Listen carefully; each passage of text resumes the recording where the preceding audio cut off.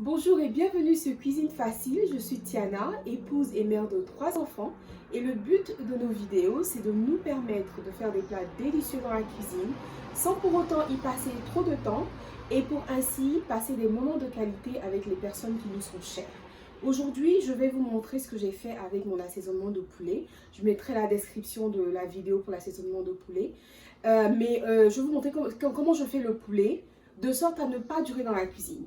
Donc, je le fais en 2 étapes. Un de mes amis préférés de la cuisine, c'est le four. Donc, la première étape que je vais faire, c'est faire cuire le poulet, le brunir rapidement et ensuite laisser le four faire son travail. Ainsi, moi, j'ai plus besoin d'être dans la cuisine et je peux passer à autre chose.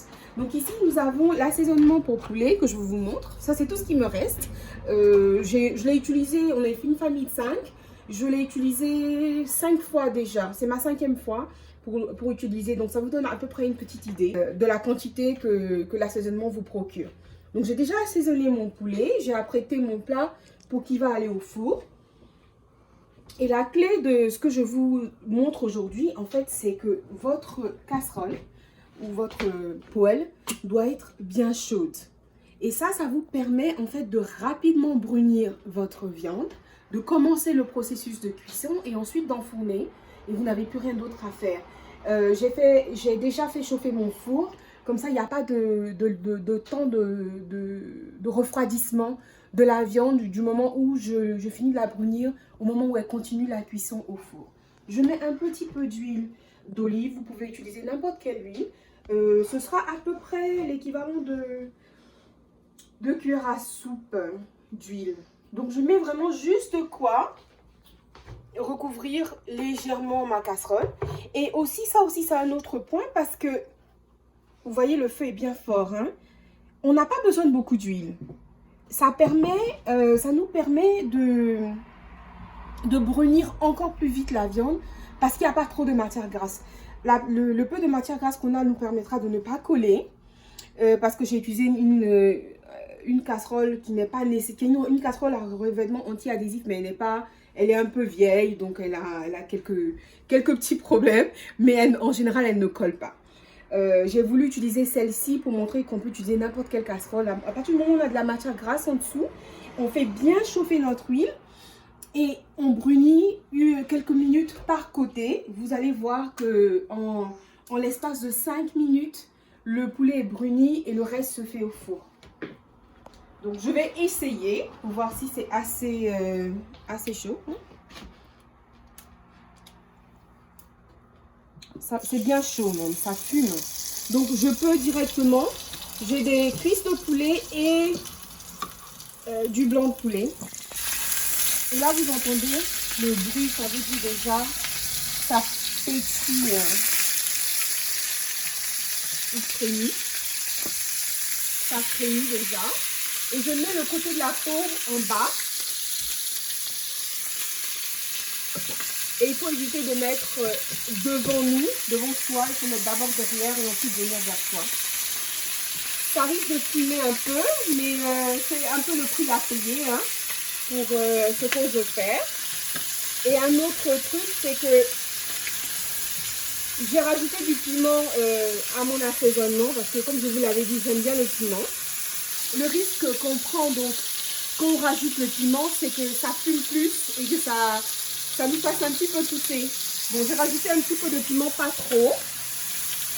Et là, je ne vais pas non plus trop remplir ma poêle parce que sinon, ça va retarder le processus. Donc là, on voit que ça fume. Ça fait même pas à peine 10 minutes que je les ai mis. Et si on regarde, ça a déjà commencé à brunir. Je l'ai laissé un petit peu plus longtemps. À peu près 2 minutes par côté. C'est pour ça que je mentionnais environ 5 minutes, 2 à 3 minutes par côté. En 5 minutes, si vous avez l'équivalent de ce qui est dans ma poêle, c'est déjà fait. Et aussi, un autre élément, c'est qu'il ne faut pas trop jouer avec. Il faut laisser la caramélisation prendre place. Et ensuite, ce sera facile de retourner. Et un moyen pour vous de savoir si c'est prêt à être tourné, cela, je trouve que j'ai tourné un petit peu vite. Mais si vous regardez ce morceau-là, vous voyez en bas, ça commence à laisser, en fait, ça commence à caraméliser. Donc vous voyez une petite sorte de petite croûte. Et ça, faut pas vous en débarrasser. Vous pouvez l'utiliser pour assaisonner le poulet, rajouter un petit peu d'eau et remettre le tout au four. Juste un petit peu pour maintenir le goût. Voilà, un autre morceau qui est prêt. Et comme je le disais, vous voyez, ça commence à coller en bas. Mais pas coller de sorte à nous empêcher de soutenir en fait. Voilà, comme ça. Ceux-là, j'étais un petit peu pressée. Voilà, celui-ci est magnifique. Et voilà. Je vais continuer de brunir ce lot et le prochain lot. Et quand j'aurai terminé, on va revenir. Vous verrez le résultat avant d'enfourner le poulet.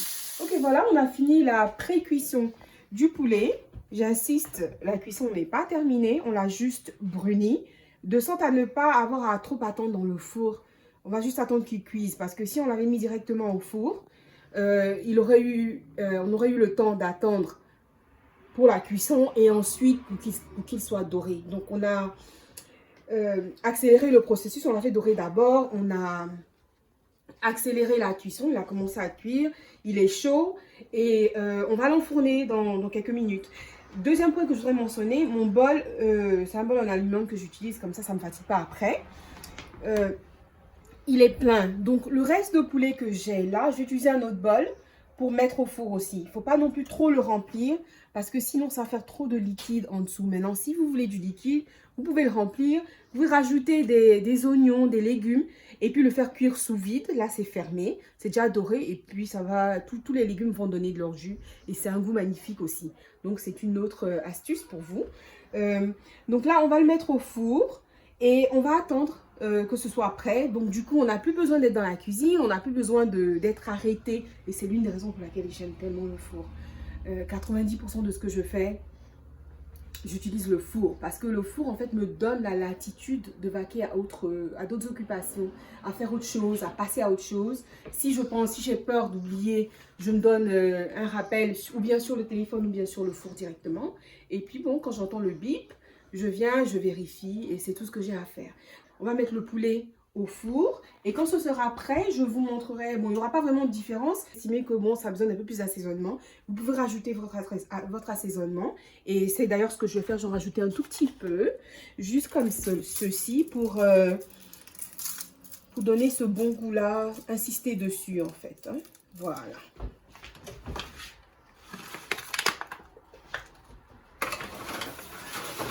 Voilà, le poulet est cuit.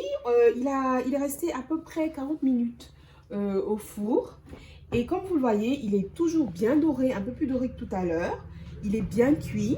Et je vais le transférer dans l'assiette. Le jus que nous avons en dessous. Ce jus-là, en fait, nous servira à quelque chose dont je vais vous parler dans la prochaine vidéo. Alors, ce poulet, vous pouvez l'utiliser comme vous voulez. Hein. Vous pouvez l'utiliser même en base pour, si par exemple vous avez une sauce que vous devez faire. Si vous avez déjà fait ce poulet-là pour aujourd'hui, vous en avez fait assez, comme moi j'ai fait assez pour aujourd'hui et pour une autre fois. Comme je le dis toujours, si on peut le faire pour une fois, on peut le faire pour 2 fois. Donc ce poulet-là que j'ai fait pour 2 fois, vous voyez tous les jus là, il faut les utiliser. Vous pouvez en garder une partie qui vous servira en fait de base pour votre sauce. Donc vous n'avez plus la partie où il faut faire cuire la viande pour la sauce. C'est déjà fait. Vous faites la base, quand c'est presque prêt, vous rajoutez. Et puis voilà quoi, ça le fait. Encourage, si vous avez aimé cette vidéo, à la liker, à la partager, à souscrire, c'est très important de souscrire à la chaîne, comme ça quand j'ai une nouvelle vidéo, vous aurez la notification. Et surtout, restez connectés pour la prochaine vidéo parce qu'elle vous dira ce qu'il faut faire de ce jus-là qui est resté en fait en dessous du poulet. Il ne faut pas vous en débarrasser, c'est un trésor. Merci et à bientôt.